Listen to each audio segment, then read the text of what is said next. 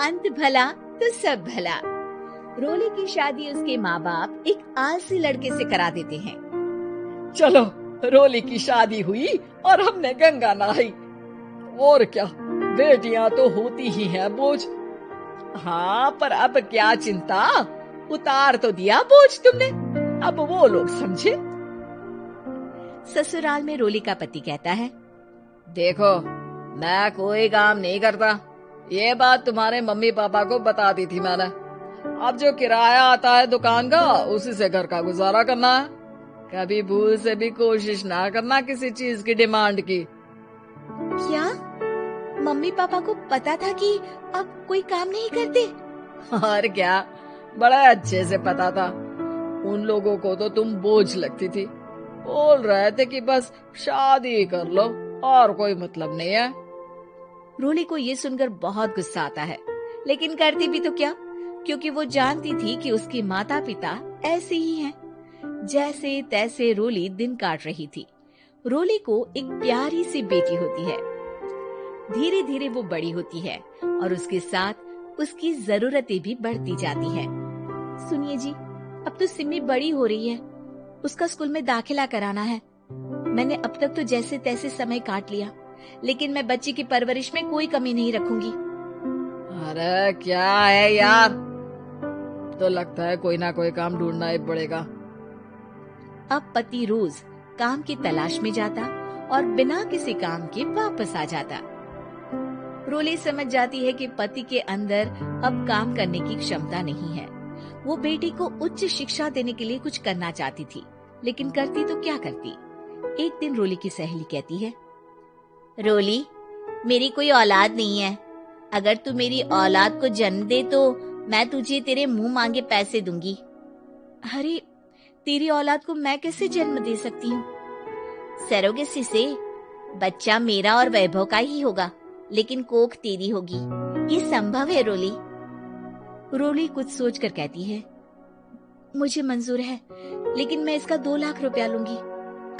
अरे कोई बात नहीं, मुझे मंजूर है। रोली खुश हो जाती है कि एक बच्चा पैदा करने का उसे 2 लाख रुपया मिलेगा।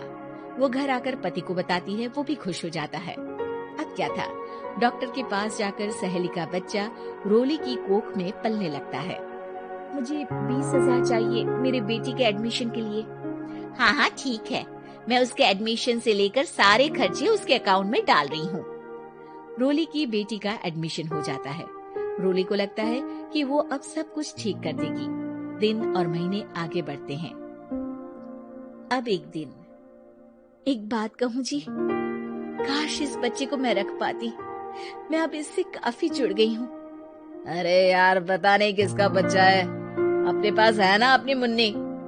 हाँ, लेकिन अब मैं भी इस बच्चे से जुड़ाव फील करने लगी हूँ, लेकिन मैं ये जानती हूँ कि ये मेरा बच्चा नहीं है। दोनों की जिंदगी ठीक चल रही थी, लेकिन कहते ना कि सुख का पल ज्यादा लंबा नहीं होता। एक दिन रोली की सहेली का फोन आता है। रोली, मुझे अब ये बच्चा नहीं चाहिए, मैं अपने पति को छोड़ रही हूँ। अरे लेकिन मुझे पैसों की जरूरत है, बच्चा तुम्हारा है, मैं क्या करूंगी? सहेली बिना कुछ बोले फोन काट देती है, फोन स्विच ऑफ कर देती है। लेकिन रोली के जीवन का तूफान यहीं नहीं रुकता। रोली, मैं इतना भार नहीं उठा सकता। आज पढ़ाई का पैसा मांग रही हो, कल को शादी, कॉलेज और पता नहीं क्या क्या। मैं तुम्हें छोड़ रहा हूँ, अपनी बच्ची उठाओ और निकलो इस घर से।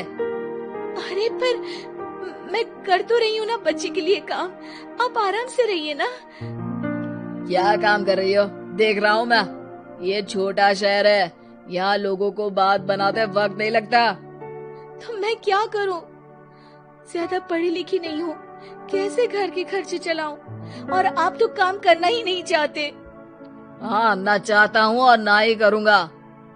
रोली को पति की बात पर काफी गुस्सा आ जाता है। ठीक है, अगर मेरे जीवन में संघर्ष ही लिखा है तो वही सही। इस वक्त पति होने के नाते आपको मेरा साथ देना चाहिए था, लेकिन नहीं, आपने तो इस हाल में मुझे घर से बाहर निकालने की बात कह डाली। देखो, ये सारी फालतू की बातों के लिए वक्त नहीं है मेरे पास।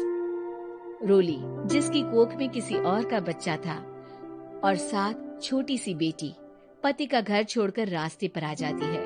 रोली के पास मायके के सिवा दूसरा कोई रास्ता नहीं होता। अरे रोली कैसी है? कितने दिनों के लिए आई है? हमेशा के लिए माँ। वो माँ को सारी बात बता देती है। ओए लड़की, इतनी हिम्मत का काम कर लिया। अरे ना ना, यहाँ कोई जगह नहीं है। तुम तो अपना बोरिया बिस्तर उठाओ और निकलो यहाँ से। रोली के पास अब मायके का रास्ता भी नहीं बचता। वो चुपचाप बच्ची को लेकर जा रही थी कि उसे दर्द होता है और वो डॉक्टर के पास चली जाती है और फिर वहाँ वो एक प्यारे से बेटे को जन्म देती है। कितना प्यारा है, कितने अभागे हैं इसके माँ बाप जो इसके पैदा होने पर भी नहीं है। तभी वहाँ डॉक्टर आ जाती है। रोली, बच्चे के पिता तुमसे मिलना चाहते हैं। आपका बहुत बहुत शुक्रिया। मैं इस बच्चे को पालूंगा, भले ही इसकी माँ ने इसे छोड़ दिया हो, पर मैं अपनी जिम्मेदारी निभाऊंगा। तो क्या आप मुझे इसके पैदा करने के लिए जिन पैसों की बात हुई थी वो भी देंगे? हाँ, और साथ ही आप चाहे तो मेरे घर में रहकर मेरे बच्चे की देखभाल भी कर सकती हैं। मैं उसके लिए आपको सैलरी दे दिया करूंगा। रोली को लगता है कि जैसे भगवान ने उसके लिए सुकून का रास्ता खोल दिया। वो अब मुकेश के साथ उसके घर चली जाती है, जहाँ रहकर वो उस बच्चे की देखरेख करती है। अब मुकेश के घर को रोली अच्छे से संभाल लेती है। उसके लिए खाना बनाने से लेकर बच्चों की देखभाल और घर की देखरेख। धीरे धीरे मुकेश को रोली से प्यार हो जाता है। रोली, तुम्हारी बेटी और मेरा बेटा बिल्कुल भाई बहन की तरह साथ रहते हैं। हाँ, आखिर है तो एक ही कोख के बच्चे, अटैचमेंट तो होगा ही ना। रोली, तुमने घर और मुझे दोनों को संभाल लिया। ये तो मेरा काम है। आपने भी तो मुझे छत दी जिससे मैं अपनी बेटी की पढ़ाई और भविष्य के लिए पैसे जोड़ सकूं। रोली, क्या तुम मुझसे शादी करोगी? अब मैं जानता हूँ तुम्हारी भी शादी कुछ खास अच्छी नहीं रही। रोली को मुकेश की बात ठीक लगती है। वो उसे हाँ बोलने की सोच ही रही होती है कि उसके पहले पति का फोन आ जाता है। रोली, मैं बहुत परेशान हूँ। मेरा एक्सीडेंट हो गया है। मैं चाहता हूँ तुम वापस आ जाओ। रोली को पुराने पति की चिंता होने लगती है। वो सोचती है कि वो क्या कर रही थी। हाँ ठीक है, मैं आ रही हूँ। हाँ रोली, आ जाओ, लेकिन बच्ची को कहीं हॉस्टल में छोड़कर आना, क्योंकि मैं नहीं चाहता कि हम लोगों के बीच फिर से वो सारी बातें हो। रोली को समझ आ जाता है कि पति आज भी सुधरा नहीं है। वो पति के पास जाने से इनकार कर मुकेश को हाँ कर देती है।